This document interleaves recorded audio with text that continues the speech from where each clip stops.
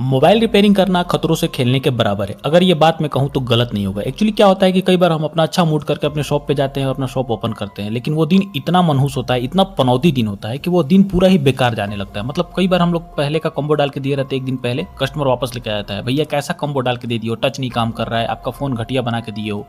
कई बार ऐसे कस्टमर आ जाते हैं, भैया कैसा फ़ोन बना के दिए हो, बंद जैसा प्रॉब्लम था वही का वही है, सही से काम ही नहीं कर रहा है। कई बार हमारे पास भी डेड फ़ोन पड़ा रहता है, वो डेड रहता है, हम उसको कितना भी कोशिश कर ले वो बनता ही नहीं है। मतलब वो दिन इतना घटिया रहता है कि हम कुछ भी काम में हाथ डाल दें, वो काम सही होने की जगह पे और बेकार हो जाता है।